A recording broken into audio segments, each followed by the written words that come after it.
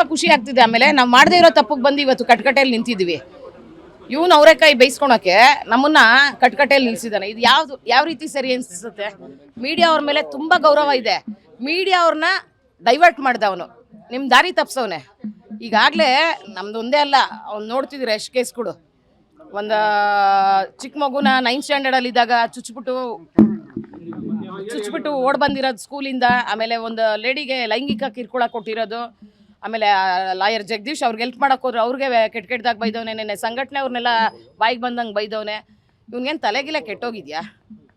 ಆಮೇಲೆ ನನಗನ್ನಿಸ್ತಿದೆ ನಾವೆಲ್ಲ ಇಷ್ಟು ಟೈಮ್ ವೇಸ್ಟ್ ಮಾಡ್ತಿದ್ದೀವಿ ಆ ಹುಚ್ಚನ ಬಗ್ಗೆ ಮಾತಾಡೋಕ್ಕೆ. ದೊಡ್ಡ ಹುಚ್ಚಾನೆ, ಹುಚ್ಚ ವೆಂಕಟ ಆದರೂ ಪರವಾಗಿಲ್ಲ, ನಿಜಾನ ಅಲ್ಲ? ಆಮೇಲೆ ಅವ್ನು ನಮ್ಮ ಲೆವೆಲ್ಲೂ ಅಲ್ಲ, ಅವ್ನು ಯಾವ ಕಿಲಾಡಿ ಅಂತ ನಾವು ಚುಚ್ಚಕ್ಕೆ ಹೋಗ್ತೀವಿ. ಫಸ್ಟ್ ಆಫ್ ಆಲ್ ಪಾಪ ರಘು ಅವರು ಲಾಸ್ಟ್ ಮಂತ್ ಆಗಿರೋ ಬರ್ತಡೇ ವಿಡಿಯೋ ಕೊಟ್ಬಿಟ್ಟು ವೈರಲ್ ಮಾಡ್ತಾರೆ. ಅವ್ರಿಗೂ ಫ್ಯಾಮಿಲಿ ಇದೆ, ಮಕ್ಕಳು ಟಿ ವಿ ನೋಡ್ತಿರ್ತಾರೆ. ಮಗು ನಾಳೆ ಸ್ಕೂಲ್ಗೆ ಹೋದಾಗ ಡ್ಯಾಮೇಜ್ ಆಗಲ್ವಾ? ಏನೋ ನಿಮ್ಮ ಪಪ್ಪ ಹಿಂಗೆ ಬಂದ್ಬಿಟ್ಟು ಅದೇನು ಇರುತ್ತೋ ಏನೋ ನಿಮ್ಮ ಪಪ್ಪ ಹಿಂಗೆ ಬಂದ್ಬಿಟ್ಟಿದ್ದಾರೆ ಟಿ ವಿ. ಮಕ್ಕಳಿಗೆ ಎಷ್ಟು ಅರ್ಥ ಆಗುತ್ತೆ? ನನ್ನ ಮನೆಯಲ್ಲಿ ವಯಸ್ಸಿಗೆ ಬಂದಿರೋ ಮಕ್ಕಳವ್ರೆ. ನಮಗೆ ಅರ್ಥ ಮಾಡ್ಕೊಳೋ ಕೆಪಾಸಿಟಿ ಇದೆ ಮಕ್ಕಳಿಗೆ, ಮಾಡಿರಲ್ಲ ನಮ್ಮ ಮಮ್ಮಿ ಅಂತ. ಇನ್ನು ಎಷ್ಟು ಮನೆ ಹಾಳು ಮಾಡಬೇಕು ಅಂತ ಇವನಿಗೆ ಯಾರು ಬುದ್ಧಿ ಕಲಿಸೋರೇ ಇಲ್ವಾ ಸರ್? ನನಗೆ ಮಹೇಶ್ ಅವರು ನನಗೆ ಪೂಜೆಗೆ ಕರೆದ್ರು. ಮಹೇಶು ನನಗೆ 8-10 ವರ್ಷದ ಪರಿಚಯ. ಅವ್ರ ಫ್ಯಾಮಿಲಿ ಇಲ್ಲ. ಪ್ರತಿ ವರ್ಷ ನಾನು ದೇವಸ್ಥಾನ ಪೂಜೆಗೆ ಬರ್ತೀನಿ. ಹೋದ ವರ್ಷ ಬರೋಕ್ಕಾಗಲಿಲ್ಲ, ಈ ವರ್ಷ ಬಂದೆ. ನಾನು ದಾಸನ ಹುಡುಗರು ಎಲ್ಲ ಬಂದ್ವಿ. ರಕ್ಷಕ್ ಅಷ್ಟೊತ್ತು ಬಂದಿದ್ದ. ಎಲ್ಲ ಪೂಜೆ ಆಯಿತು, ಊಟಕ್ಕೆ ಕೂತ್ಕೊಂಡ್ವಿ. ಊಟ ಮಾಡ್ತಾ ಇರೋ ಟೈಮಲ್ಲಿ ಇವನು ಪ್ರಥಮ್ ಬಂದ. ಅಕ್ಕ ಚೆನ್ನಾಗಿದ್ದೀರಾ ಅಂತ. ಹೋಗಪ್ಪ ನಮಸ್ಕಾರ ಮಾಡ್ಕೊಂಬ ಹೋಗು, ಊಟ ಮಾಡೋಣ ಅಂತ ಅಂದೆ. ಅಂದಿದ್ದೆ ತಪ್ಪ ಸರ್?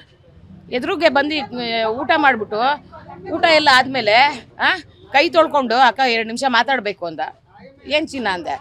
ಅಕ್ಕ ಇದು 8ನೇ ತಾರೀಕು ನನ್ನ ಫಿಲಮ್ ರಿಲೀಸ್ ಇದೆ, ಪ್ರಮೋಷನ್ ಮಾಡಿಕೊಡ್ಬೇಕು, ನೀವು ಹೆಲ್ಪ್ ಮಾಡಬೇಕು ಅಂತ ಅಂದ.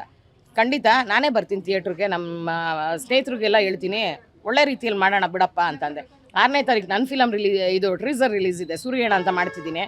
ನನ್ನ ಟ್ರೀಸರ್ಗೂ ಬಾಪ್ಪ ಚಾಮರಾಜಪೇಟೆಯಲ್ಲಿ ಅಂತ ಅಂದೆ. ಹೂನಕ್ಕ. ಅವ್ನು ಹಿಂಗೆ ಹೊರಟ. ನಾನು ಇವರು ಮಹೇಶ್ ಫ್ಯಾಮಿಲಿ ಹತ್ರ ಎಲ್ಲ ಮಾತಾಡಿಕೊಂಡು ನಾನು ದಾಸ ಎಲ್ಲ ಹೊರಟ್ವಿ. ರಕ್ಷಕು ನಮ್ಮ ಜೊತೆನೇ ಬಂದ. ಯಾವ ಗಲಾಟೆ ಆಯಿತು? ಯಾವ ಹುಡುಗರು ಇದರಲ್ಲಿ? ಲಾಂಗು ಮುಚ್ಚಿಡೋಕ್ಕೆ ಇವನೇನು ದೊಡ್ಡ ಕಿಲಾಡಿನಾ? ಹಿಂಗೆ ಚಿಟ್ಕೆ ಹೊಡ್ಕೊಂಡು ಏನು ಸರ್ ಅಂತಾನೆ ಅವನು ಪುಡಾಂಗೋ ಏನೋ ಅಂತಾನಲ್ಲ, ಏನು ಅವ್ನು ಲ್ಯಾಂಗ್ವೇಜು, ಆ ಸ್ಲ್ಯಾಂಗ್ ಲ್ಯಾಂಗ್ವೇಜ್. ಇವ್ನು ಹೀರೋ ಅಂತಾರ ಯಾರಾದರೂ? ಆಯಪ್ಪನ ಕಷ್ಟ ಡಿ ಬಾಸು, ಆಯಪ್ಪನ ಕಷ್ಟ ಅವನಿಗೆ. ಇವನು ಅವ್ರ ಮುಂದೆ ಚಾಲೆಂಜ್ ಆಗಿ ನಿಂತ್ಕೊಂತಾನ.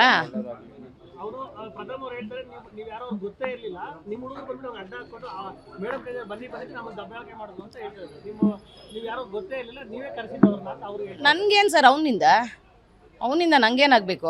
ನನ್ನ ಮನೆಗೆ ಊಟ ಹಾಕ್ತಾನ, ಬಟ್ಟೆ ಕೊಡ್ತಾನ? ಹೇಳ್ರಿ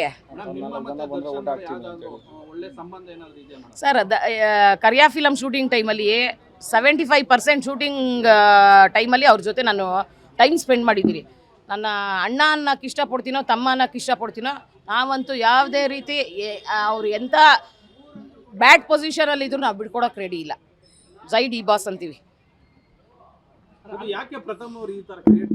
ಅದೇ ಸರ್, ಪಬ್ಲಿಸಿಟಿ ಬೇಕಲ್ಲ. ಆಮೇಲೆ ಹೇಳ್ನಲ್ಲ, ಅವನೇನೋ ಒಂದು ಮೀಡಿಯಲ್ಲಿ ನೋಡಿದೆ, ಸಿದ್ದರಾಮಯ್ಯ ಅವ್ರಿಗೆ ಹೇಳ್ಬಿಟ್ಟು ಈ ರೌಡಿಗಳಿಗೆಲ್ಲ 1,000 ರೂಪಾಯಿ ಕೊಡಿಸ್ಬಿಡಿ ಅಂತ. ನಮಗಲ್ಲ, ಇವನಿಗೆ ಕರ್ಕೊಂಡೋಗಿ ಮೆಂಟಲ್ ಹಾಸ್ಪಿಟ್ಲಿಗೆ ಹಾಕ್ಬಿಟ್ರೆ 2,000 ರೂಪಾಯಿ ಕೊಡ್ತಾರೆ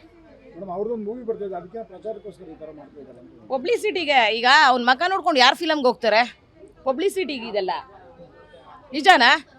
ಯಾರು ಸರ್? ಅವನೇನು ಹೀರೋ ಇದಂಗಿದಾನ? ಆಮೇಲೆ ಆ ಹುಚ್ಚನ ಬಗ್ಗೆ ನಾವು ಮಾತಾಡ್ತೀವಿ, ಟೈಮ್ ವೇಸ್ಟು, ಬೇಜಾರು ಮಾಡ್ಕೊಂಬಿಡ್ರಿ. Thank you. ಎಲ್ಲ ಮೀಡಿಯಾ ಅವ್ರಿಗೆ ಒಳ್ಳೇದಾಗಲಿ.